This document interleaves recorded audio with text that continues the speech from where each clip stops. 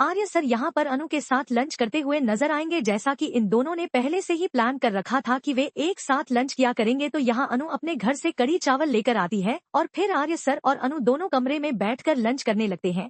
इसी समय अनु आर्य सर को बताती है कि उसे गाँव वाली मंदिर जाना है, क्योंकि गायत्री देवी को वहाँ जाना बहुत चाहते हैं, लेकिन डॉक्टर ने उन्हें ऐसा करने से मना कर दिया है, इसलिए वे स्वयं नहीं जा सकती। तो अनु आर्य सर से कहती है कि उन्हें ही उस मंदिर में जाना होगा। पहले तो आर्य सर काफी गहराई से सोचते हैं, लेकिन अनु की जिद के आगे वे हार मान जाते हैं और कह देते हैं कि ठीक है, वह मंदिर जाने के लिए तैयार है।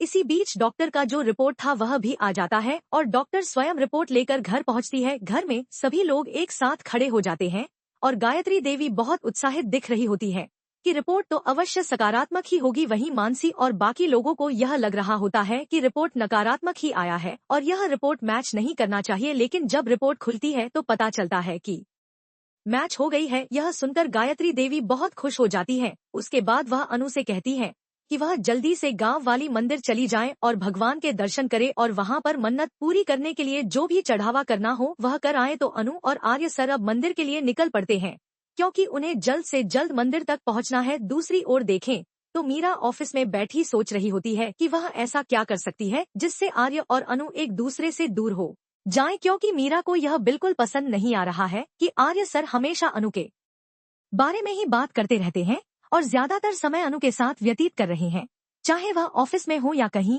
और मीरा को लगता है कि उसे कुछ न कुछ करना ही होगा। फिर वह मानसी के साथ मिलकर कोई प्लान बनाती है और सोचती है कि वे आगे चलकर क्या कर सकते हैं। इसी समय अनु और आर्य सर मंदिर पहुंचने वाले होते हैं। जैसे ही वे मंदिर पहुंचते हैं, आर्य सर को ऐसा महसूस होता है कि जैसे कि राजनंदिनी की यादें उन्हें सताने लगती हैं। वहीं अनु को यह एहसास होता है कि वह पहले भी इस मंदिर में आई है। उसे ऐसा बिल्कुल नहीं लग रहा है कि यह उसकी पहली बार इस गांव वाली मंदिर में आने की बात है। यह मंदिर तो उसे बार बार अपने सपनों में दिखाई देता रहा है। अनु को लगता है कि यह वही मंदिर है जो उसे बार बार सपनों में दिखता है, लेकिन वह मंदिर उसे बार बार क्यों दिखता है?